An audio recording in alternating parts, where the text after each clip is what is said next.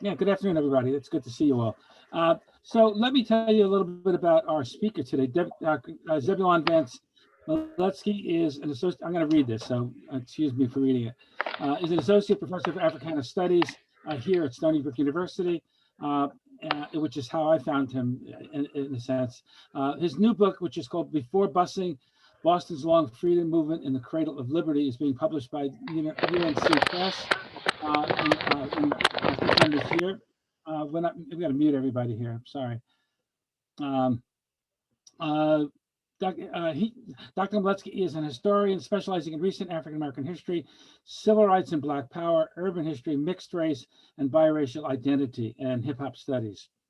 His research includes African Americans in Boston, northern freedom movements outside of the South, mixed race history in the U.S. and passing, and the Afro-Latin diaspora. He's the author of numerous articles, reviews, essays, and book chapters, and is currently working on a manuscript on the civil rights movement in Boston. Yes. He has a PhD in African American Studies with a concentration in history at Boston, at University of Boston, I guess it is. I'm sorry, University of Massachusetts at Amherst. Excuse me. And if any of you were on that, there was a webinar, I guess it was, on Zoom just the other night about Les Payne and his book on Malcolm X, in which Zebulon was interviewing Malcolm X's daughter and his widow and his son about how his daughter finished that book on Malcolm X. So Zebulon, you're on. You're muted though. Hi. There you go. Thank you very much, Mike. I call you Mike. Yep. And thank you for this kind invitation to speak to the OLLI program.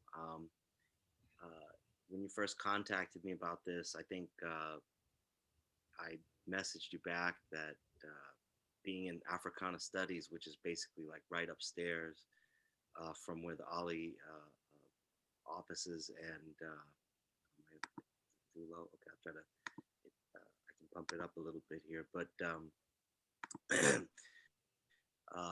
with my office being, is this better? Okay, good.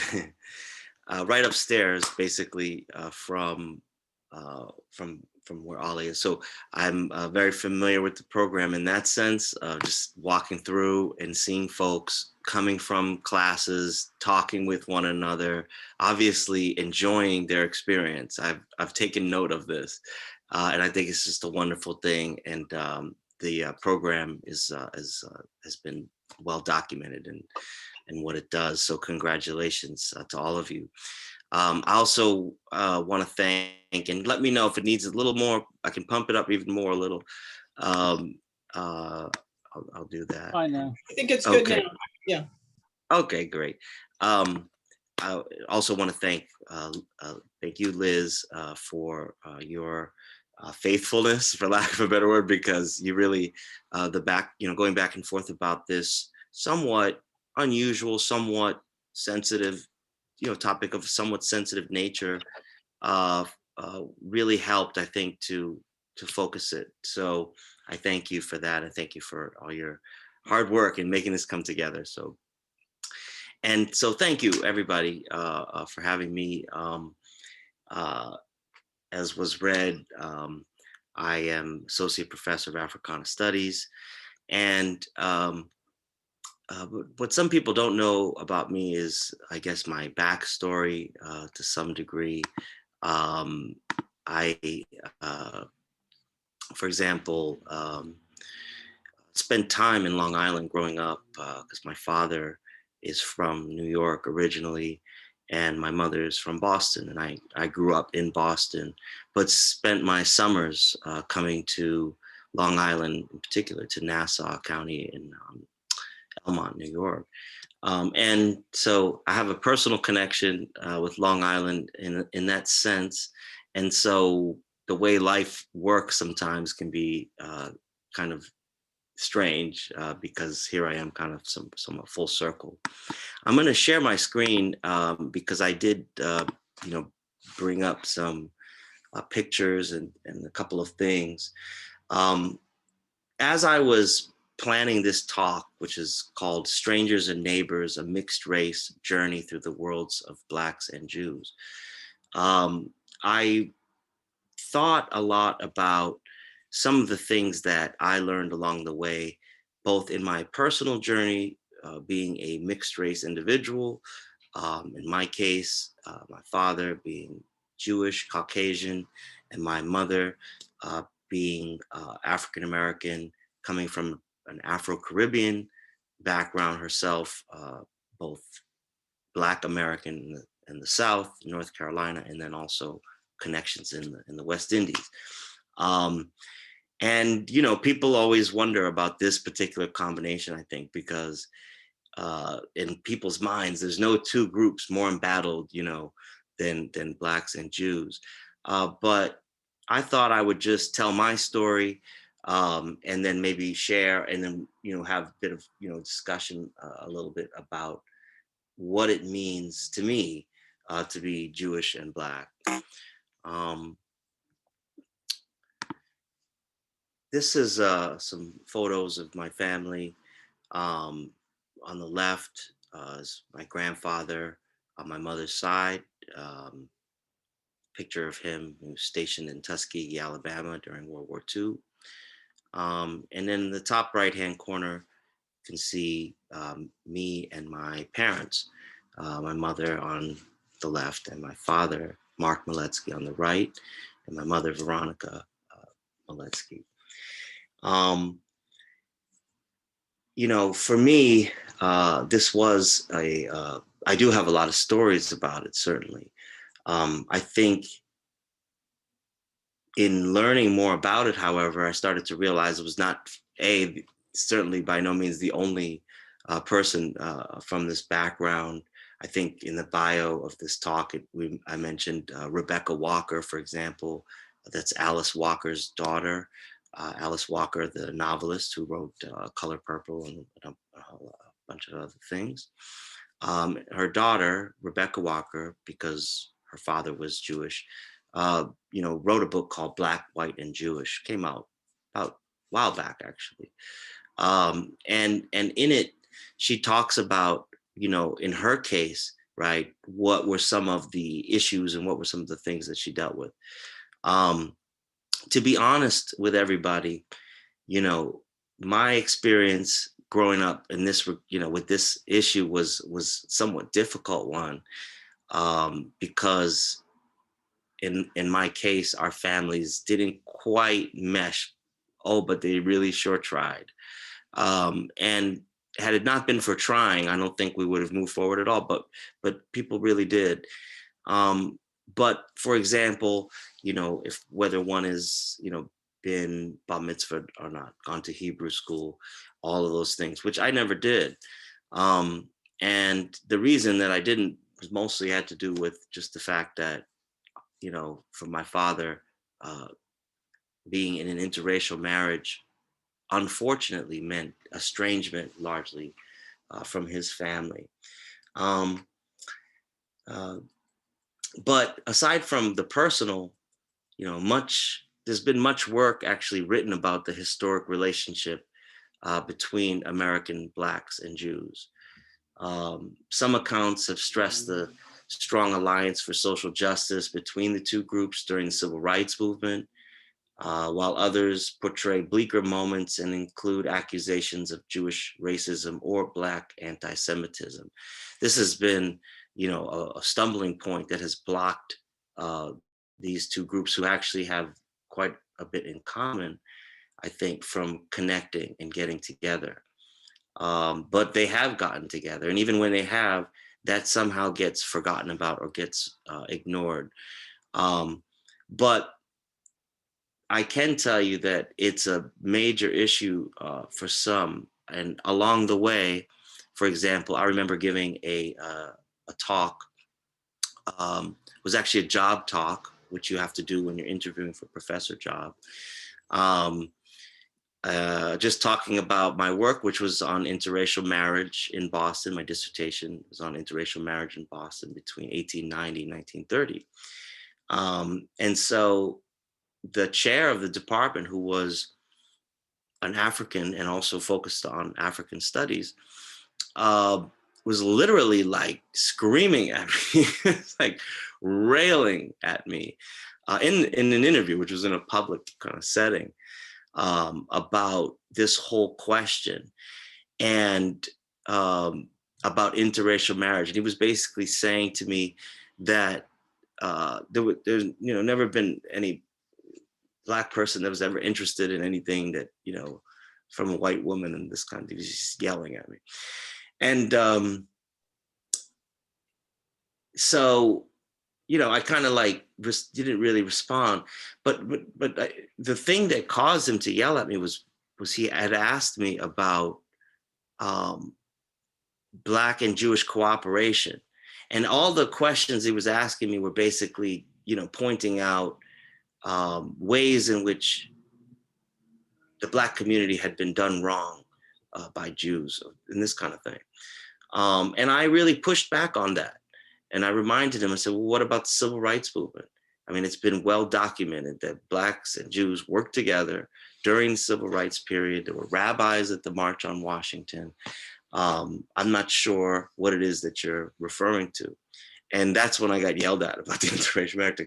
So I think, what people, aren't ready to accept for whatever reason, there's some real complicated issues between these communities. One that makes it, even somewhat daunting to try to talk about.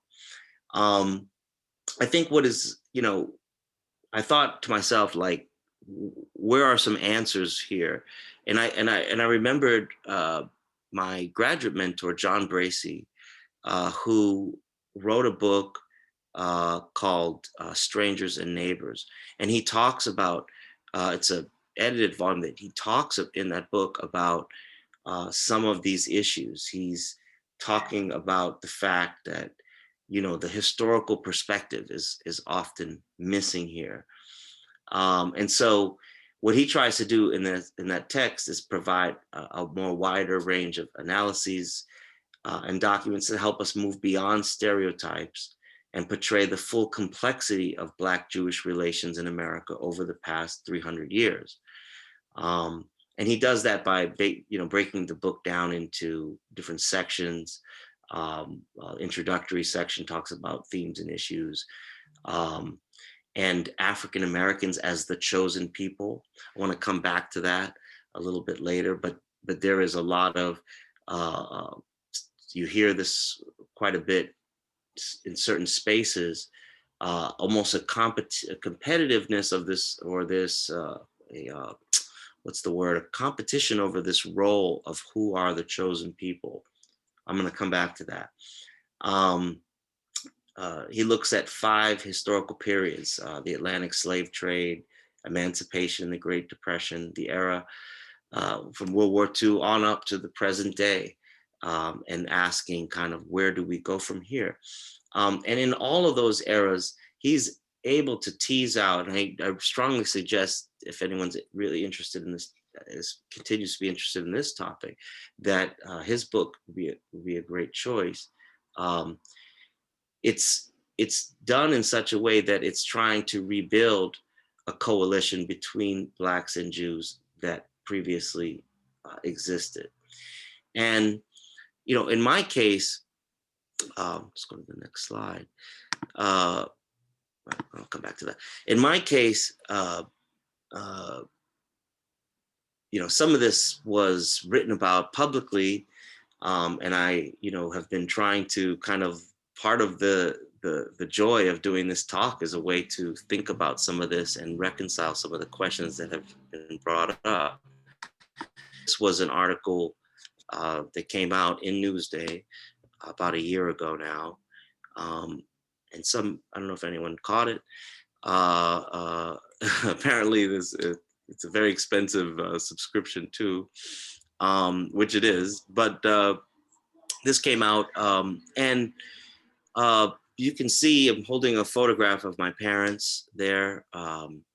And the article talked about, like, my 2 families, my African-American side and then my Jewish side.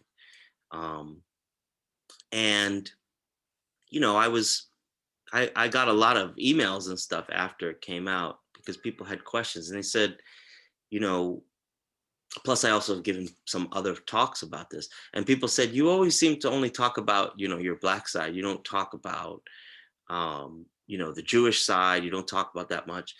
And, you know, I try to explain that there's a reason for that to some extent. You know, for the greater part of my life growing up, there was, that part was kind of secluded. It was not, I didn't spend as much time in New York, for one thing. I reminded someone of this recently that, you know, had I grown up in New York instead of Boston, who knows, might have been a very different kind of story. But I did spend enough time there. I realized that it's impacted me in several ways, and it is in there. It's part of my culture. But whereas a lot of people would have you believe that, well, wow, being Black and Jewish, that's like crazy thing. There's so many more commonalities there that I've come to realize over time. Over time, that's an important piece. And I want to just share a little bit more about my story. Um, uh, Actually, let me come back to that. When I first arrived I went to Boston College for undergraduate. And when I went to college was really the first time I really had to start, I dealt with these issues, mainly because I grew up in a pretty much all Black environment. From elementary school to middle school to high school, every school I went to was predominantly Black. And it was also located in Roxbury, Massachusetts, which some of you may have heard of. These Roxbury has been different things over time, but these days and for a while now, Roxbury has pretty much been the heart of the Black community. But Roxbury was not always Black. Roxbury was once the heart of the Jewish community in Boston. And so there's all kinds of like clues and things that I started to see. There's this, I remember my grandfather when he was sick, he was in a Jewish Memorial Hospital, it was called, right in the heart of Roxbury. And for someone of my age to be, you know, kind of like coming along and seeing that after really only ever having known this as a Black area was kind of like, that's interesting. I've also taken note of, I'll come back to this, but Blue Hill Avenue was once a very thriving thoroughfare in Boston, and it was the heart of the Jewish community of Boston up until about 1968. But I'm going to talk about that as well. When I first arrived on the campus of Boston College in 1992, I had no idea that I was entering such a completely different world than the one in which I had lived most of my life. Although I had never attended a school outside of Roxbury, I'd always thought that I would be comfortable in any environment, even one as white and upper middle class as Boston College. Now, Boston College is Irish Catholic, predominantly Irish Catholic school, but many of these families come from, you know, have been very successful in America and very affluent backgrounds. What I didn't know, but thankfully others who were watching out for me did, was that my whole world was about to change. Actually, the world around me would stay the same, but what would change was the way I saw the world and my perception of my place in it. I was at that time what you could call somewhat unconscious and unaware of the larger implications of being a person of color in a predominantly white environment. Because when you come from a space that is mostly Black and you identify as such, you don't really think about it. And then the white kids and stuff that we did know, they were all like from the same class background as most of us. And that is another important piece here that often also gets lost, the class element. Just to give an example, in my family, on my mother's side, my Black side, not only did my mother go to college, but my grandparents went to college.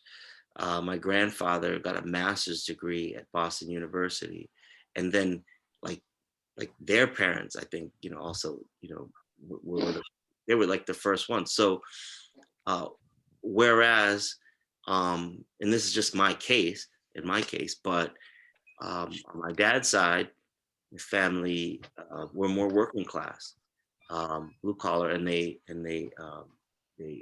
went a somewhat different route, one that did not necessarily involve higher education, though.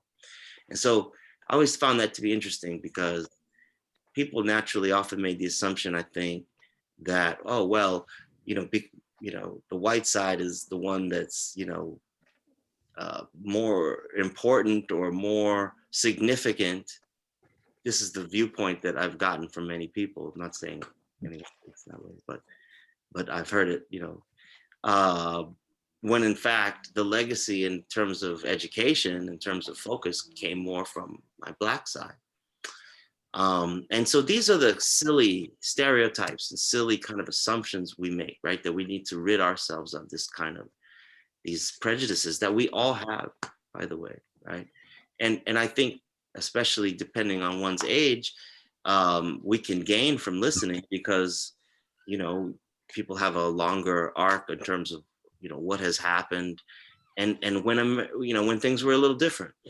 I'm old enough to remember when, that part of Long Island, Elmont, was a lot different than it is now. And then I'm sure people could go back even further with it. But so coming into BC, all of these kind of differences started to become clearer to me when I went to college. A major guiding figure in my life at that point was a man named Steve Pemberton. And he was a graduate of BC as well. And he was, I remember Steve as a tall, handsome, light-skinned Black man with blue eyes and a goatee that made him look a little bit like Malcolm X.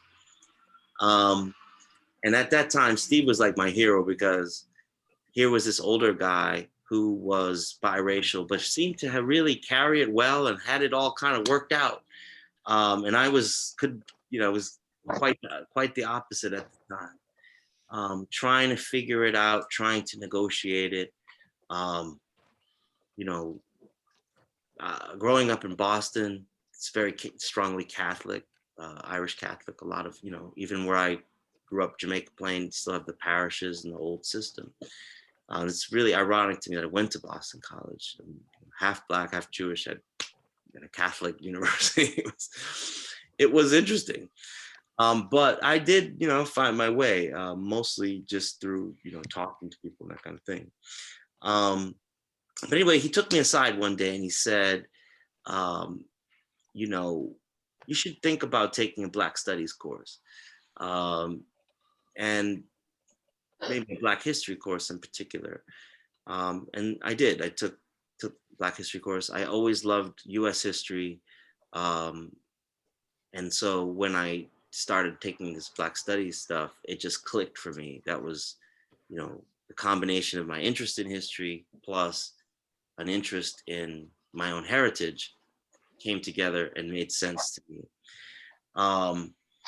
And as I did that, as I started to learn about my past, learn about the history of my people on that side, right, on the Black side, and also the Jewish side for that matter, again, connections, right? There's a lot of Jewish names that we don't know in America, like the way we should, just like there's a lot of Black history that a lot of people, are always still learning.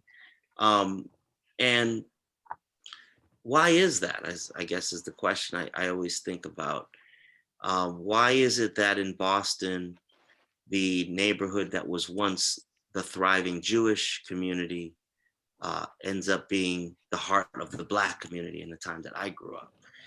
Why can I drive down Blue Hill Avenue, as I often do when I'm in Boston, which I actually am right now, and see what were obviously once delis, restaurants, are now places that sell roti or sell West Indian food and different kinds of things like that.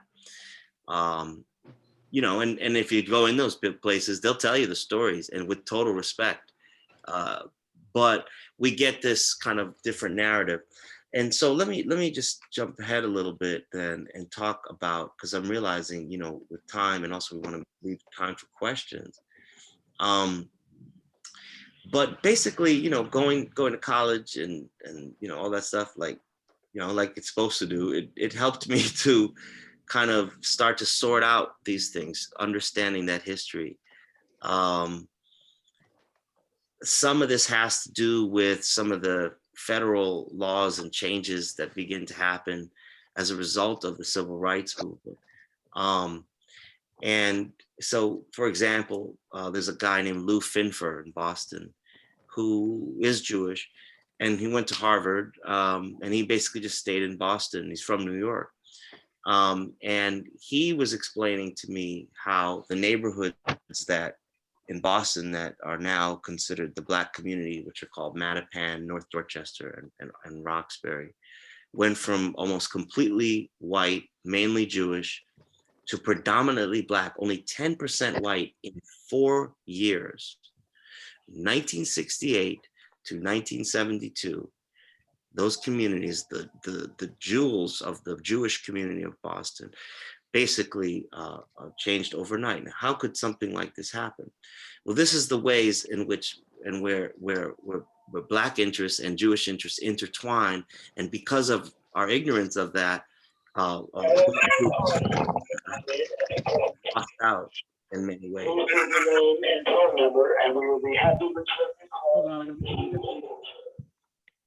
So much of this change has to do with the gains of civil rights, specifically the Federal Housing Act of 1968.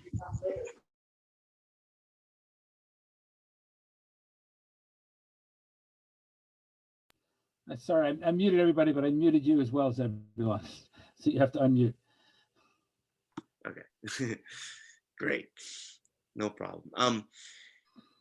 So much of this has to do with the civil rights movement, specifically Federal Housing Act of 1968, also known as the Civil Rights Act of 1968, sometimes called the Forgotten Civil Rights Act, which outlawed discrimination in the housing market. Now, this made it possible for the first time, really in recent American history at least, for African Americans to buy homes basically wherever they wanted to live, right? Now, previous to that, you had a long legacy of redlining, zoning, in other words, essentially in which banks wouldn't lend money for African Americans to live in certain areas that they had already noted as that they wanted to keep white, right? And so areas that were red were the parts that African Americans could rent in. The notion and the idea being that if an African American moved into a white neighborhood, that the property value would immediately go down. Now, some people say, well, that's true, Zebulon. You know, sometimes people, when that happens, the property value does change. Now, what we have to do to investigate that is understand why that happens. And so this is part of why this happened. In Boston, it led to the formation of something called the Boston Banks Urban Renewal Group, or BBURG, which existed between 1968 and 1972. In this well-intended but ultimately failed initiative, banks promised to make home ownership loans to African-American families. However, in this program, Black families could buy homes only in existing Black neighborhoods, and then predominantly white and predominantly Jewish sections of Mattapan and North Dorchester. So again, there's this, you know, in some people's mind, this hierarchy in terms of oppression, if you will, a hierarchy in terms of whiteness as well. Remember that in the beginning of the 20th century, certain groups that are considered white today were not considered white in the beginning of the 20th century. And this included Irish, Italian, Eastern European, and Jews to some extent, right? Even though Judaism is obviously a religion, it's also an ethnicity, and it was a target. Now, over time, those groups came to be considered white. But I think in a lot of people's minds, okay, in America, there's still a sense of a parity or a connection there. In other words, when you consider anti-Semitism and how hateful and how virulent it is, right? Anyone who was thinking that that had gone away, we obviously saw during the Trump years, not only terrorism in terms of, Black lives and stuff, with police, but also attacks on synagogues and attacks on temples and attacks on Jewish groups.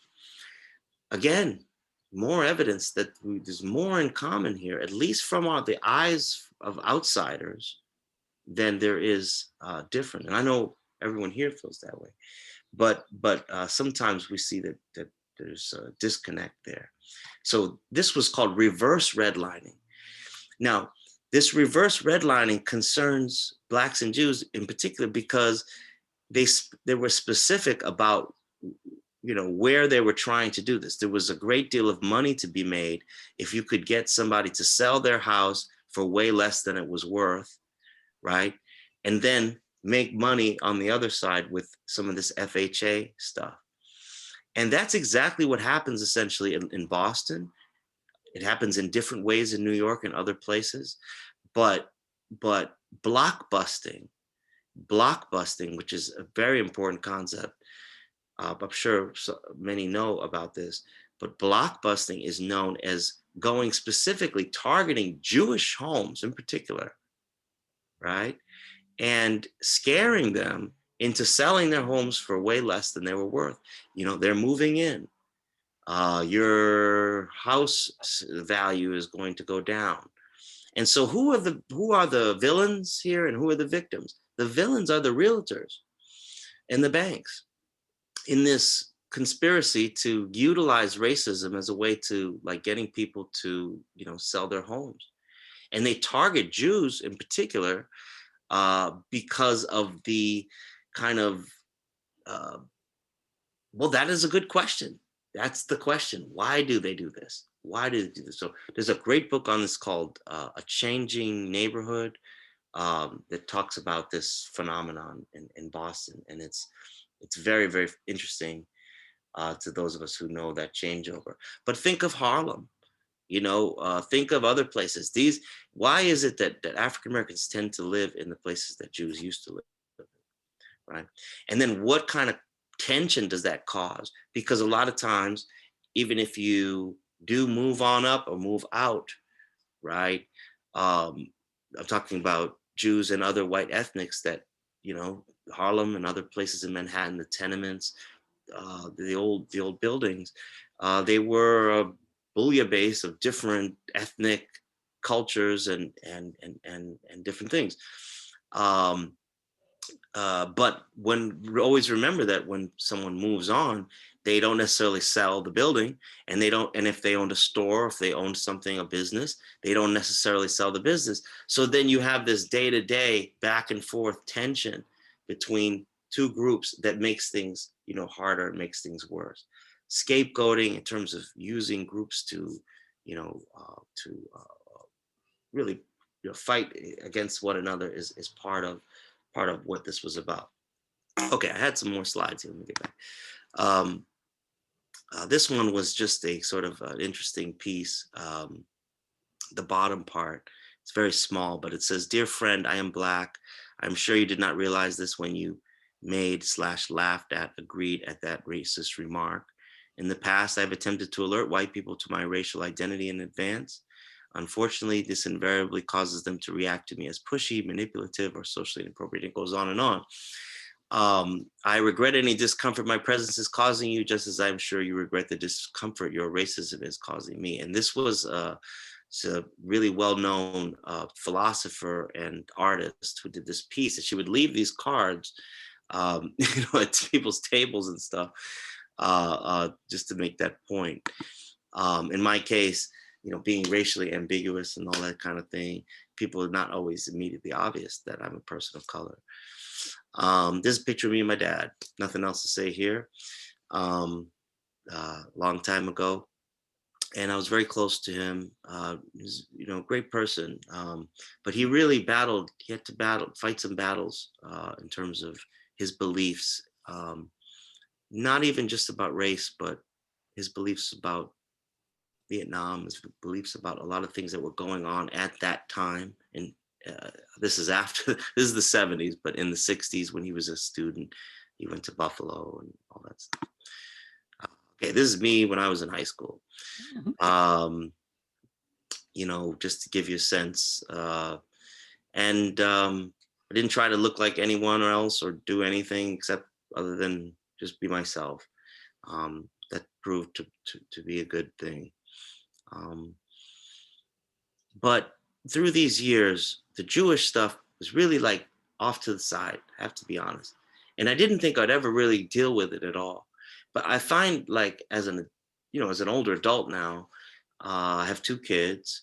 You know, I've embraced it, that side. I've tried to embrace that side more and understand.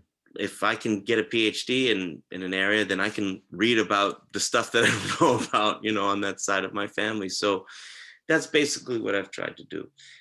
It is far from easy. It is far from easy. But rather than, you know, tell a tale of woe, because, you know, all of us have one, I try to focus on the positive aspects. Okay, I won an award from the NAACP in Long Island. This was amazing. And this is a picture of my family on the top left-hand corner, and my wife's aunt, who's there with us, and my 2 kids, Zebulon Jr. and Saul, named after my grandfather, Saul, Jewish grandfather, but we say it's Saul because it's in Spanish. and yeah, so, you know, what a ride, you know, to you know, I mean, we have like, the truth is we as a family had some scars and painful memories from those years in a way. But to come back and to be considered to be even involved in the civil rights struggles in Long Island is kind of like special to me. This is me when I graduated high school. It's my dad and my mom in the back. It's me when I got my PhD, my mom. I don't want to run out of time, so I'm just kind of going through these, but there's my grandmother and me. I was a baby. These were the pictures from Newsweek. Newsday, sorry. Haven't been in Newsweek. But Newsday. So if you know, can find the article, then you don't have to. I have all the pictures here. I've kind of forgot about this. Got a chance to meet Spike Lee. That was great. Because we brought him to Stony Brook, and I used to bump into him in Brooklyn. And I pretty much just harassed this guy, like, please come to Stony Brook. You got to come speak. And he kept telling me, call the office, and eventually he came. So it's an honor, you know, it's an amazing thing to have a chance to do this and try to blend the 2 things together with great respect for both communities and both people. I also spend a lot of time, I've been asked questions, tough questions, like, you know, what are the connections between Blacks and Jews? I don't see it, people will say. You know, like, what about the word ghetto itself? Like, we're not even gonna go there. Like, you know, Jewish ghettos, and the term is also used to describe ghettos today that are largely African American. There's a reason for that. It's an Italian word anyway. It's not even a Yiddish word or anything. The word diaspora, both communities use that term. The original usage, of course, being the Jewish usage, diaspora, or the Jewish diaspora. But here is another people far flung all over the world from continents and other places because of a cataclysmic event called the slave trade. And I don't really get into this thing of comparing. It's a ridiculous kind of, I feel like it's a futile exercise comparing Holocaust and slavery, but people also, as we all know, ask and mention this. Even books that have been written about that have used that to understand slavery. serious books. Stanley Elkins wrote a book about that. But we have a couple of questions, Zebulon. questions. Okay. Okay. I'll wrap. So I have the first one actually, which is, and I think I had told you that I'm teaching, leading a workshop on Spike Lee movies, and tomorrow's our last class, and we're going to be watching The Five Bloods, or they've watched The Five Bloods, and I'm wondering if you have any thoughts about that. Just about the movie and how it deals with those issues. The Five Bloods in particular. Yeah. Yeah, I did see it.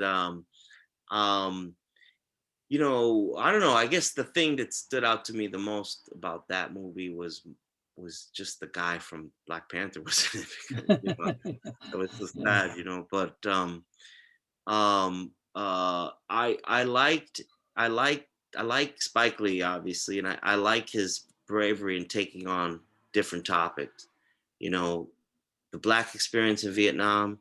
You know, I think they mentioned that in the movie. They call it Bloods, you know, the Black soldiers in Vietnam. And there's a great book about that called Bloods. It came out years ago. You know, the Black soldier was basically cannon fodder. You know, he was pushed to the front lines. He was, you know, made to do, you know, all this, you know, this kind of stuff. And I mean, the problem was all young men who were cannon fodder in that war, you know, seems to me. And but where did they get most of them from? Was from urban communities, poor communities. Right. So I thought that's what I got out of that. Yeah. Okay. Someone else, Fred Averill asked about mention, wasn't really a question, about the people who murdered in Mississippi, Andrew Goodman and Mickey Schwerner, and you know, and two of them whom were Jewish. Yes. Yeah, Schwerner, Goodman, Cheney. Yeah, absolutely. That's huge. I just picked up a book recently that I had never really seen before, a biography about him, and I met Andrew Goodman, who's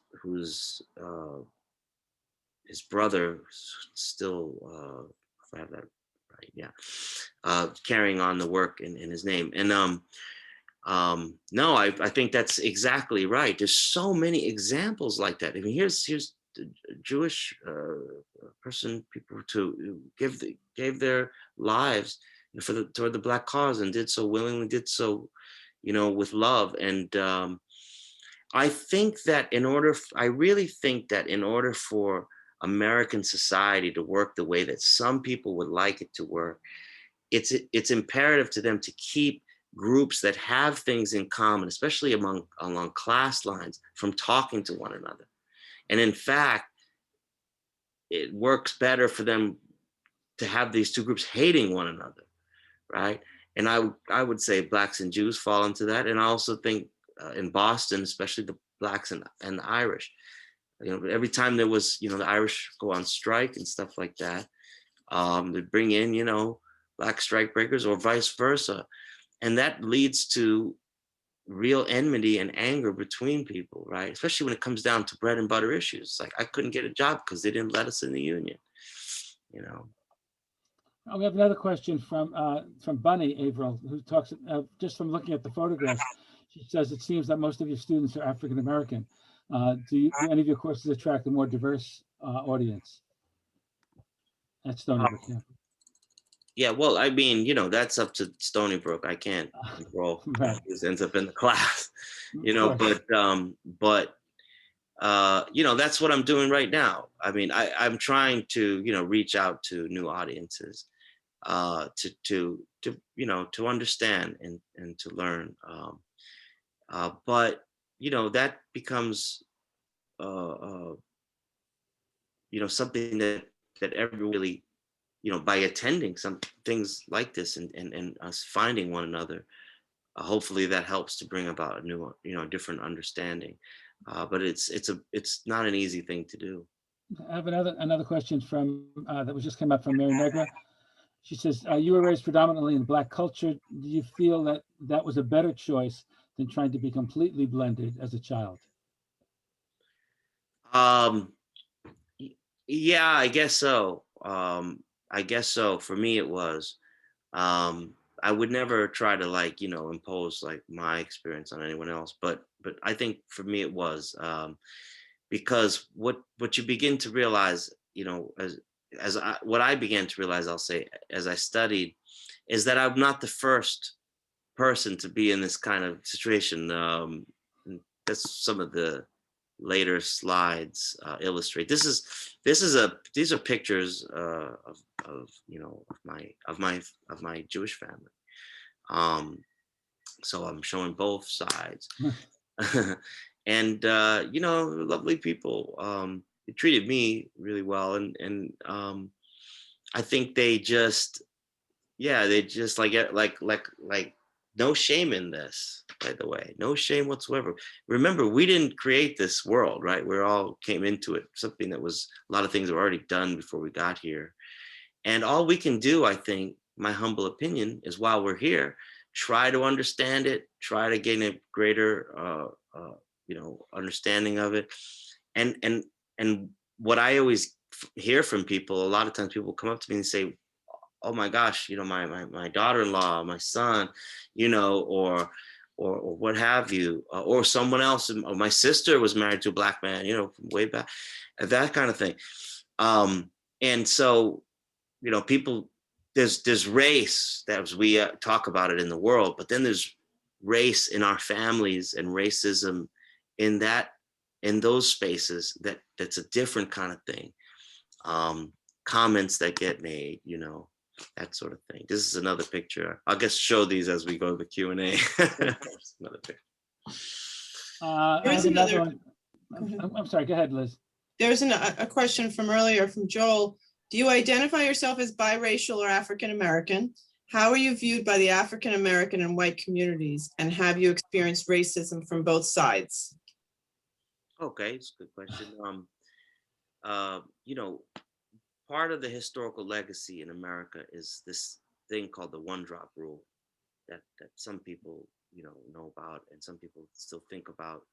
Well, depending on your age. I'm old enough to have, to have grown up in a time where it was considered, if you had any Black ancestry at all, you were Black. Now that has started to change a lot. It's changing somewhat. At the same time, DNA is bringing up all kinds of new questions for people. People are doing their DNA. They're finding out that they do have Black ancestry, or vice versa. Okay, so maybe the project in the 21st century can be to finally sort this out, deal with it. But yeah, so yeah, I did. I was taught very early on that I basically need to identify as Black.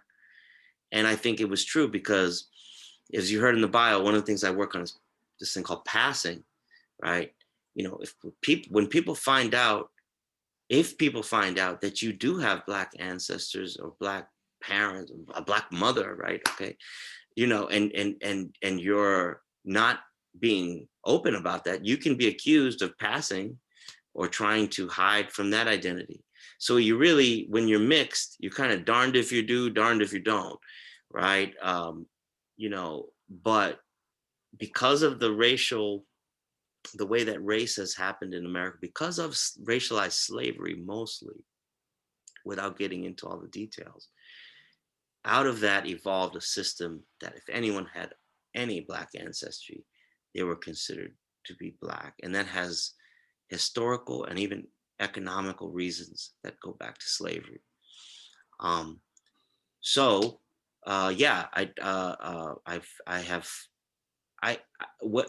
I have experienced in the Black community, I don't call racism, but it is the other side of the same coin. I'm sorry, I forgot the gentleman's name who asked that question.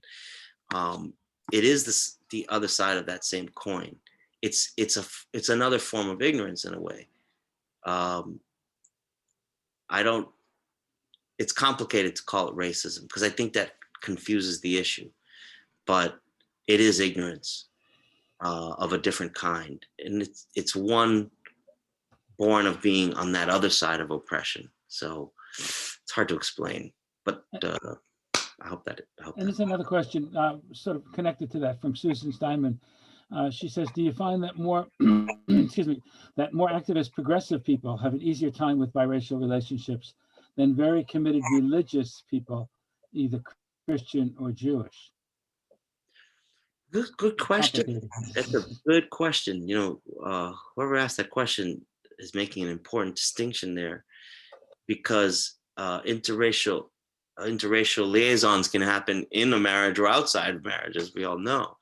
And so that's an important distinction. And the assumption is often that mixed people are from interracial liaisons, exactly, that were not love matches, that didn't have anything to do with that.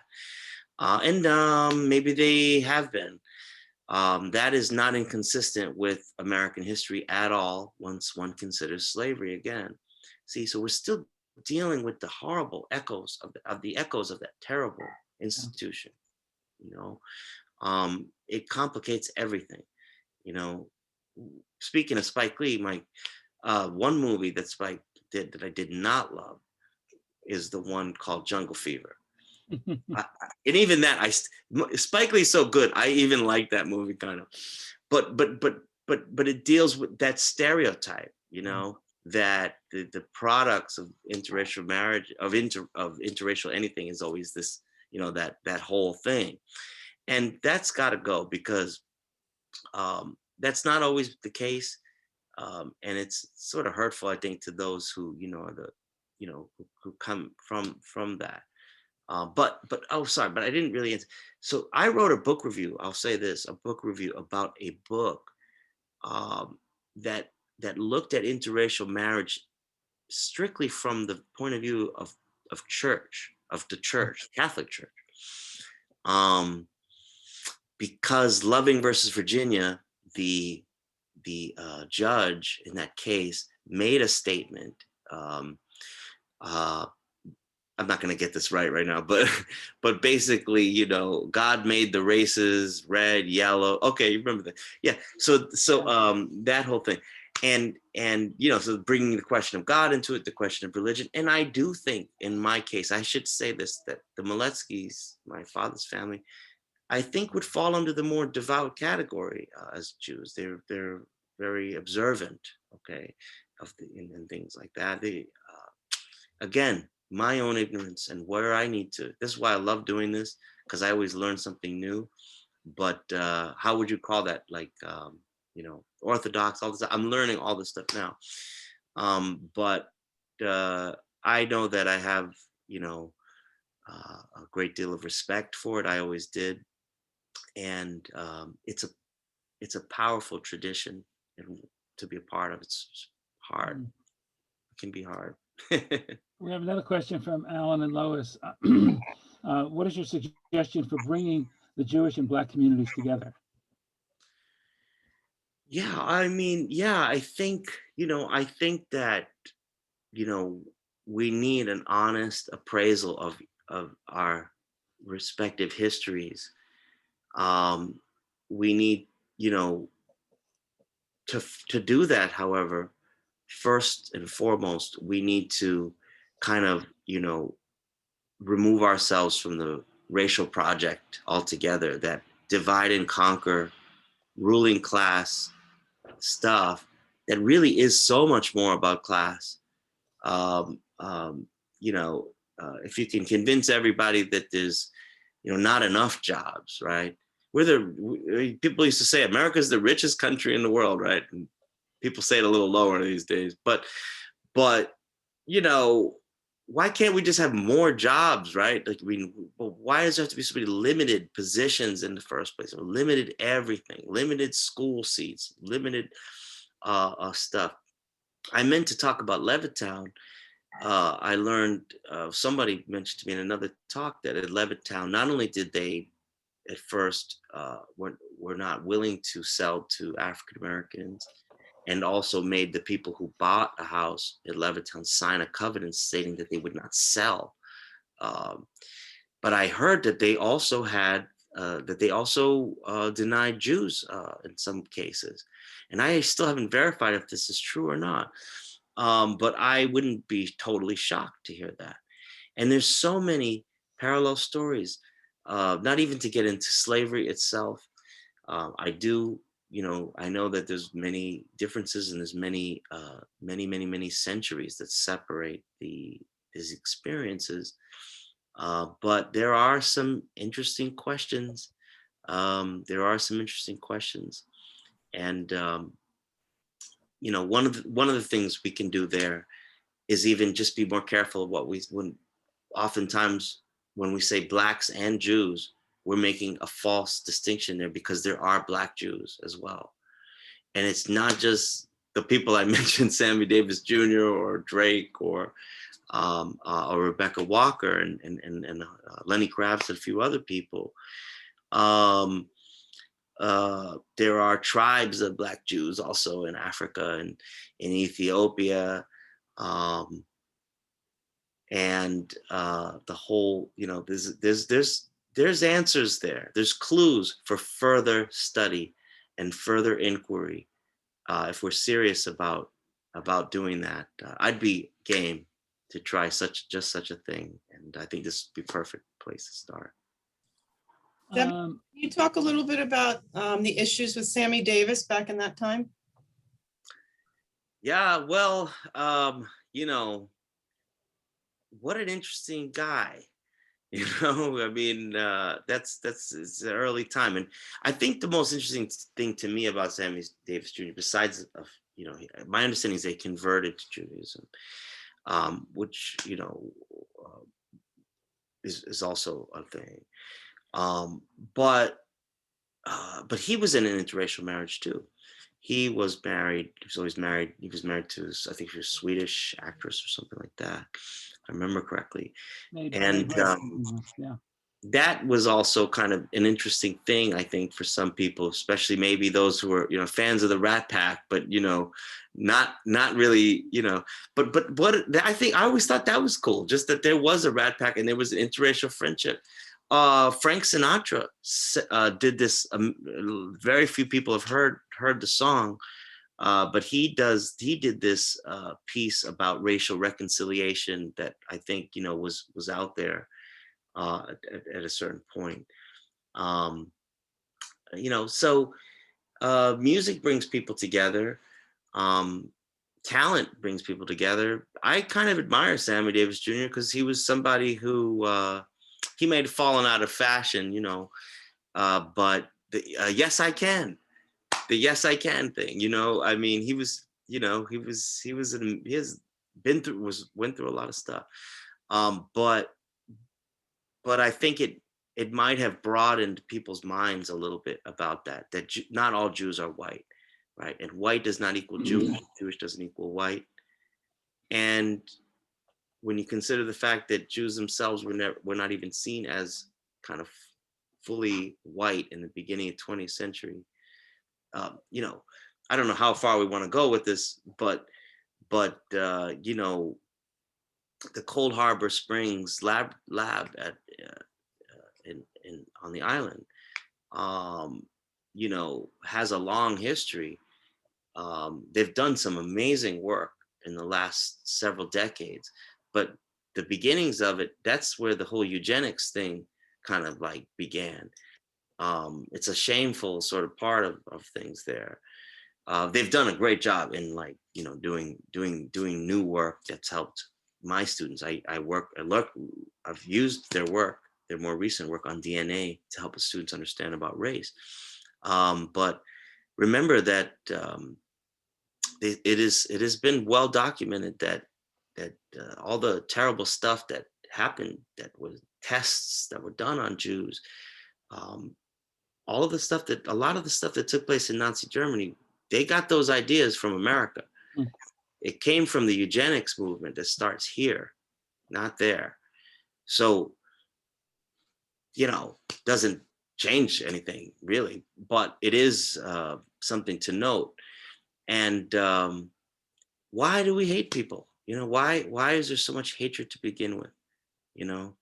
But most people, I think, would agree that on that score, in terms of how this is seen around the world, historically, Blacks and Jews have been targeted the most in that way. So I think just by doing what we're doing now, having an open dialogue and conversation, it's a little bit of a tightrope act, but I'm willing to keep trying to do it if you guys are. Okay, I think we're probably over time already. Liz, is that correct? It's up to Zebulon if he wants to take a few more questions, or, some of the, it's up to Oh, you. past question again. I'll just go through them real quick.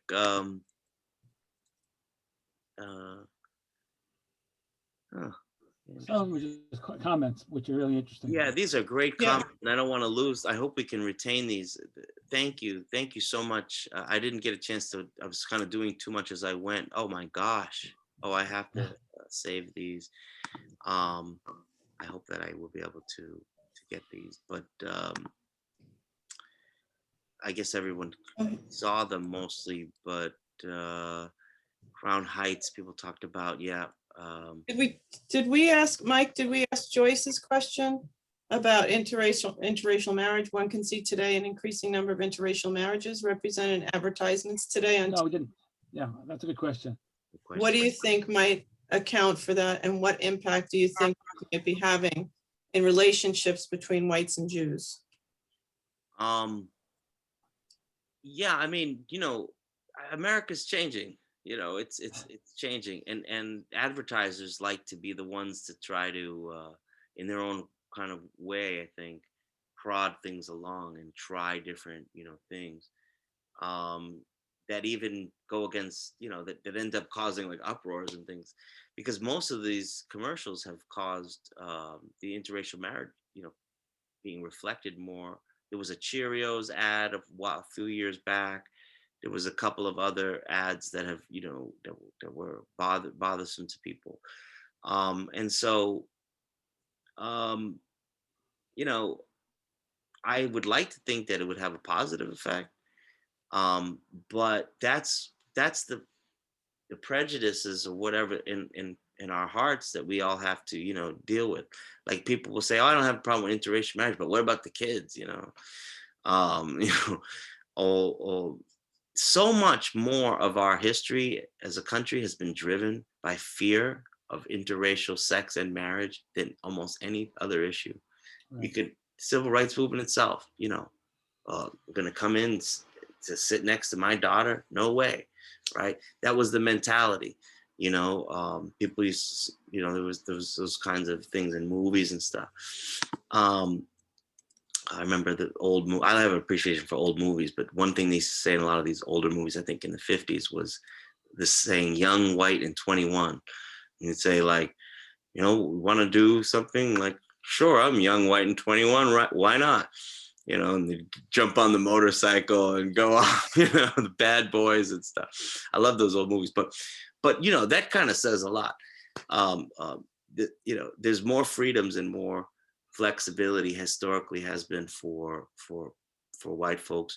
And I think that's why, to answer your question, between whites and Jews, that's why a lot of Jewish people have probably kind of moved into that space of whiteness, but it has its costs. And this is one of them, this false enmity between Blacks and Jews. I hope that makes sense to other people's life experiences. And I don't want to just sit here describing. If I'm describing something that you feel, that's what I'm loving. This feedback is very important, because I'm also here to learn. There was a question from Thelma. Can you comment on Isabel Wilkerson's book, Caste? Yes. And thank you, Mr. Seiden. Arthur Levitt of Levittown was Jewish. Got to check that out. So that might, we need to find out about that. Interesting. Jews were kept out of universities. Harvard University, like, when did Harvard allow Jews to join the social clubs, etc.? You see what I'm saying? Okay, so caste. Yeah. I don't know. Some people are loving the book Caste. Someone asked a question about this the other night too. And I loved her previous book, Caste. I've just been starting to work through it. But I think there's an argument to be made there,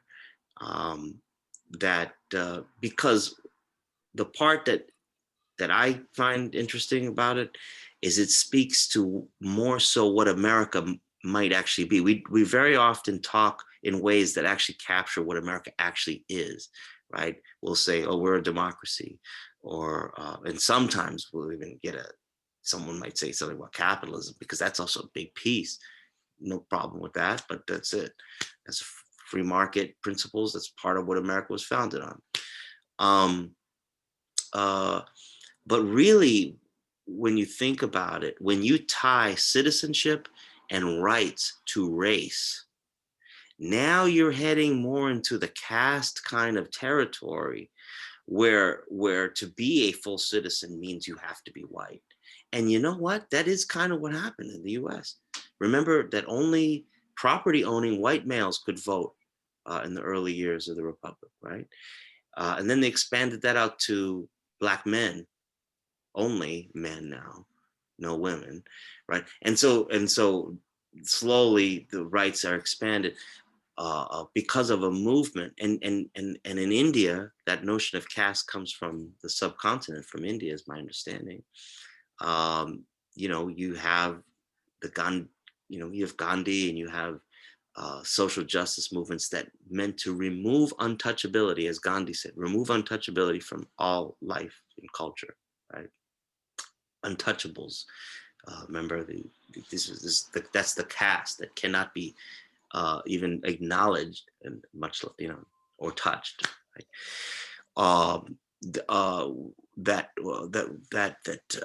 When you, so it makes us more of a raceocracy, is what I was going to say. We're really a raceocracy, right? Where your position in terms of rights and possibly even citizenship, think about the 14th Amendment and all the discussions we're having about that and naturalized citizenship. Remember, the 14th Amendment was passed after Reconstruction with all Americans in mind, but with African Americans in particular in mind, right? But anyway, so yes, I think it's great. It's looking like a great book. I'm gonna finish it and get back to you. But I think she's onto something, because anything that helps us to pull back the wool on that, I think will be helpful to getting closer to what we actually are as a country. And only until we know what we are can we start to dismantle it. Okay, I think that's a good point to stop rather. And I promised myself I wasn't going to ask you about baby Archie and Meghan and Harry and what you're thinking about what's going on about the color of the child. But oh yeah. What a mess. Oh, I don't even know what to say about it. You've rendered me speechless. I know. I know. Prince Harry needs us immediately, because these answers are not going to cut it. So again, Zebulon is on campus, so we can run into him when we're back at OLLI live in person. And I just want to thank him for volunteering to do this. This has been great, and for Liz for helping out as well. We'll be in touch. You're not getting rid of us, Zebulon. We'll be here.